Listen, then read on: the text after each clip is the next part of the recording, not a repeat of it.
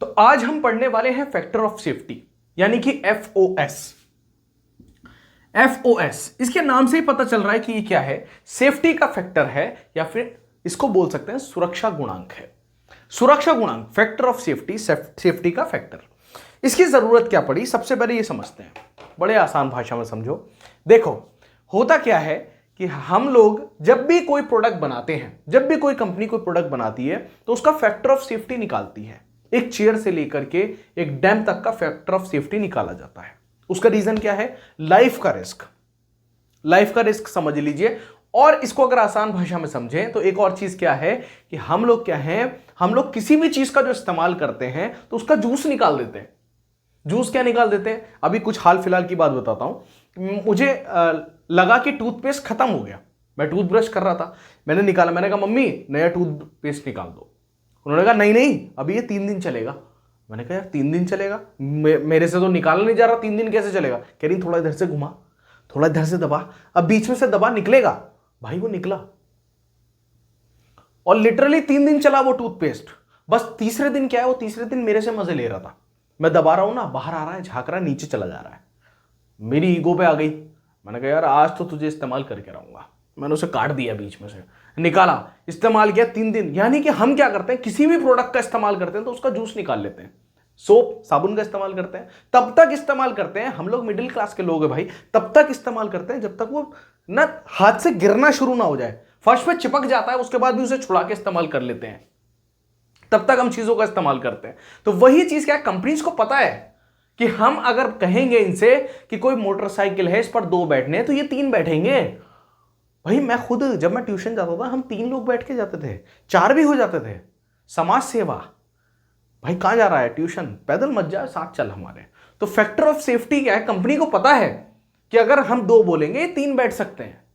गाड़ी की कंपनियों को पता है कि इनसे बोल दो कि भैया 5 लोग ही गाड़ी में बैठ सकते हैं, बस 6ठा मत बिठाना, नहीं तो जिम्मेदारी तुम्हारी होगी, लाइफ रिस्क तुम्हारा होगा। ऐसे ही हर प्रोडक्ट का क्या है, फैक्टर ऑफ सेफ्टी निकाला जाता है। कंपनीज को अगर फैक्टर ऑफ सेफ्टी, कोई बाइक पे अगर 3 बैठ जाते हैं, क्या वो टूट जाती है? नहीं टूटती। 4 बैठ जाएंगे, टूट जाएगी? नहीं टूट जाएगी। लेकिन कंपनी क्या बोल रही है कि 2 लोग बैठिए, क्यों? लाइफ का रिस्क नहीं लेना चाह रही। तो फैक्टर ऑफ सेफ्टी डिपेंड करता है लाइफ के रिस्क पे। जितना बड़ा लाइफ रिस्क होगा, फैक्टर ऑफ सेफ्टी उतना ज्यादा होगा। अभी इसको कैलकुलेट करेंगे, इसके फॉर्मूलाज हैं उसकी मदद से। लेकिन क्या है, जैसे देखो एक चेयर है, चेयर से अगर कोई इंसान गिरता है तो क्या वो मर सकता है? नहीं, बहुत ज्यादा हुआ तो उसका हड्डी टूट सकती है, और इतना तो चलता है। अब उसमें लाइफ रिस्क क्या हुआ, कम हुआ, तो फैक्टर ऑफ सेफ्टी भी कम होगा। अगर कोई इंसान चेयर पर बैठा है तो चेयर का जो लाइफ रिस्क है वो क्या है, कम है, तो उसका फैक्टर ऑफ सेफ्टी भी कम होगा। लेकिन एक डैम बनाया जा रहा है, डैम अगर टूट जाए तो हजारों लाखों लोग मर सकते हैं। तो लाइफ रिस्क क्या हो गया, डैम की कंडीशन में ज्यादा हो गया, और लाइफ रिस्क बढ़ गया तो फैक्टर ऑफ सेफ्टी भी बढ़ जाएगा। एक चीज तो आपको ये क्लियर हो गई। अब डेफिनेशन की अगर इसकी बात करें तो ये रेशो होता है किसका, रेशो होता है maximum load bear by a component और परमिसिबल लोड। यानी कि फैक्टर ऑफ सेफ्टी क्या है, रेशो है किसका, maximum load to the permissible load, to the permissible load.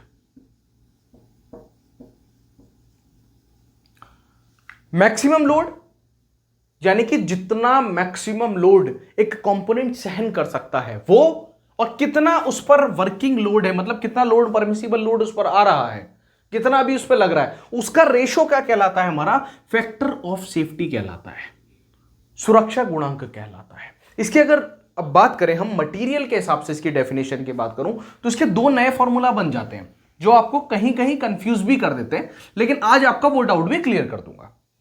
पहला फॉर्मूला बनता है अल्टीमेट स्ट्रेस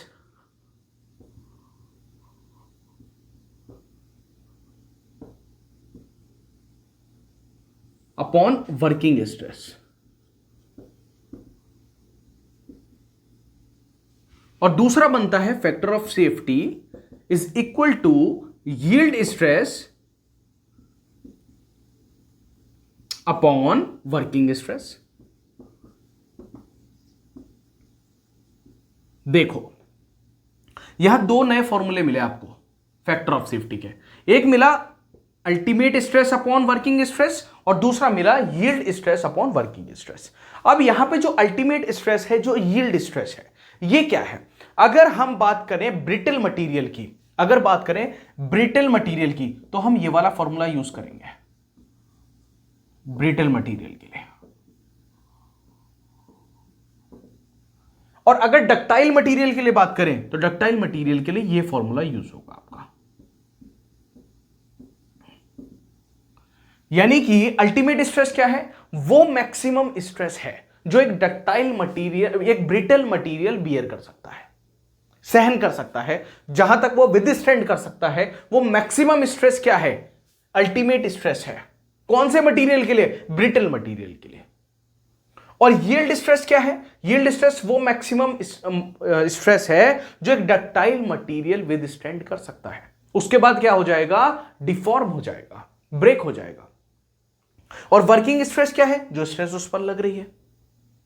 अगर मुझे कैलकुलेट करनी हो, सपोज फॉर एग्जांपल, अगर मेरे से ये कहा जाए कि आप जो है वर्किंग स्ट्रेस निकाल दीजिए, और वर्किंग स्ट्रेस निकालने के लिए मुझे दो चीजें दे दी जाए, एक यील्ड स्ट्रेस दे दी जाए और एक फैक्टर ऑफ सेफ्टी दे दिया जाए।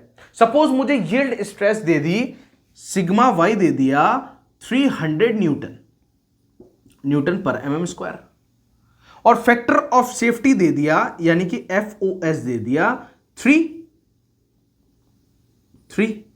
एक चीज ध्यान रखिएगा, फैक्टर ऑफ सेफ्टी की वैल्यू हमेशा 1 से ज्यादा होगी।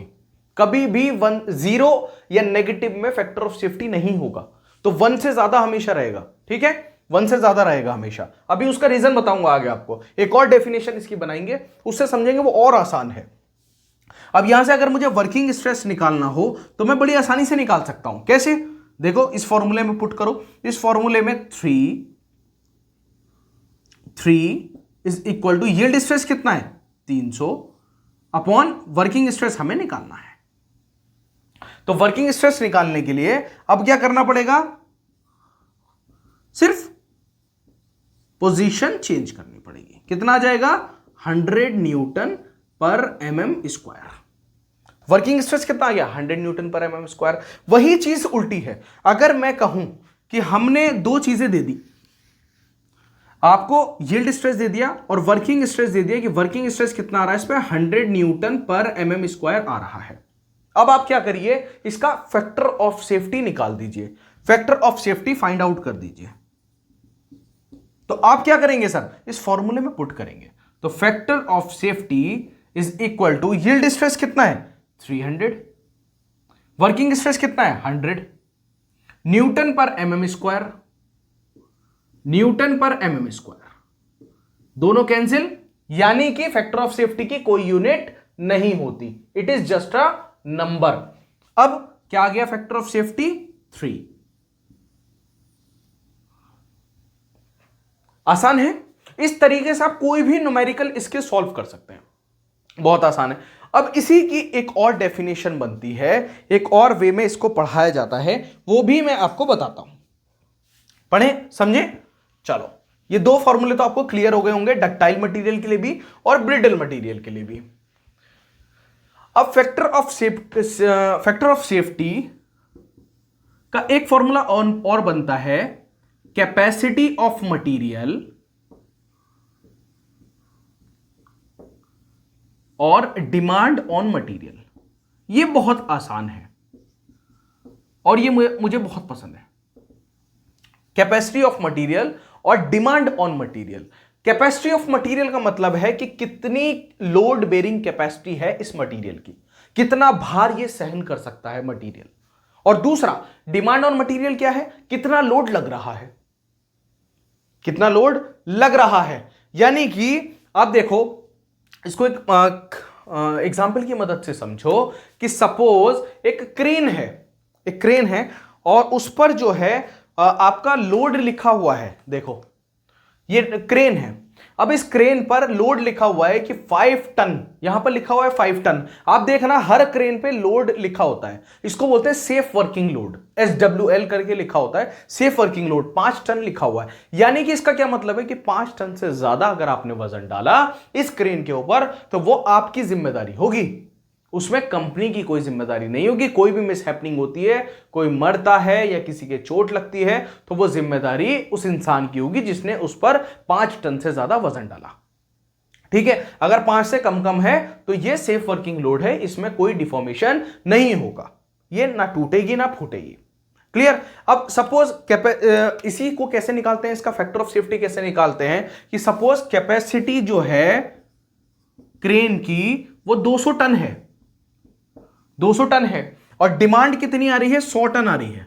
यानी कि 100 टन का लोड अभी क्रेन पर लग रहा है, तो टन से कैंसिल, यानी कि यूनिट तो कुछ आनी नहीं, फैक्टर ऑफ सेफ्टी की कोई यूनिट आई नहीं, नंबर ही आना है। तो फैक्टर ऑफ सेफ्टी कितना आ गया हमारा, 2। इसका मतलब क्या है, इसका मतलब यह है कि जितना डिमांड मटेरियल पर आ रहा है, जितना लोड मटेरियल पर आ रहा है, उसकी कैपेसिटी उससे दुगनी है, यानी कि वो उससे दुगना भार सहन कर सकता है। अगर हम चाहें तो उससे दुगना भार उस पर डाल सकते हैं। क्लियर हुआ। अब जो हमारे ब्रिटल मटेरियल होते हैं उनका जो फैक्टर ऑफ सेफ्टी होता है वो हाई होता है, और डक्टाइल मटेरियल का जो फैक्टर ऑफ सेफ्टी होता है वो लो होता है। ये ध्यान रखना, अगर कहीं पूछ ले तो डक्टाइल मटेरियल के लिए जो फैक्टर ऑफ सेफ्टी होगा वो लो होगा, और ब्रिटल मटेरियल के लिए जो फैक्टर ऑफ सेफ्टी होगा वो हाई होगा। ब्रिटल मटेरियल भागने का मौका भी नहीं देता, जैसे फ्लाईओवर एकदम गिरेगा धड़ाम से तो क्या है, भागने का मौका नहीं देगा।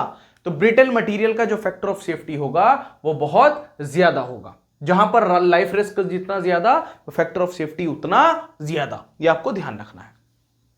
अब इसी चीज को, ये आपको डेफिनेशन समझ में आ गई होगी। अब देखते हैं कौन कौन से फैक्टर्स अफेक्ट करते हैं हमारे फैक्टर ऑफ सेफ्टी पे, कौन कौन से फैक्टर्स हैं, कौन कौन से हमारे कारण हैं जो इस पर जो है प्रभाव डालते हैं। दूसरा, पहला है नेचर ऑफ लोड, यानी कि भार की प्रकृति क्या है, भार किस तरीके से लग रहा है, टेंसाइल लोड है, कंप्रेसिव लोड है, किस डायरेक्शन में लोड लग रहा है, ये सब डिपेंड करता है हमारे जो है वो नेचर, लोड के नेचर पे।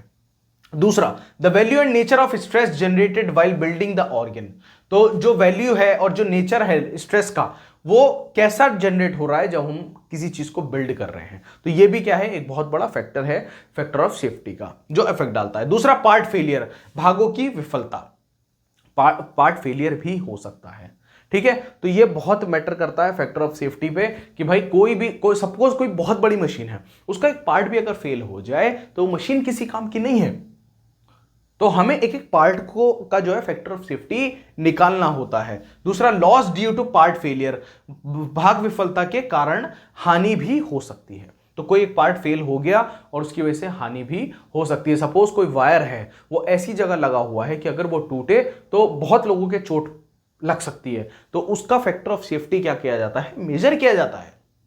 वायर क्या है, डक्टाइल मटेरियल है, उस डक्टाइल मटेरियल का फैक्टर ऑफ सेफ्टी मेजर किया जाएगा, उसके बाद ही वो जो है मार्केट में लाया जाएगा और बताया जाएगा कि भाई इससे ज्यादा भार इस वायर पे आपको नहीं डालना, अदरवाइज ये टूट सकता है।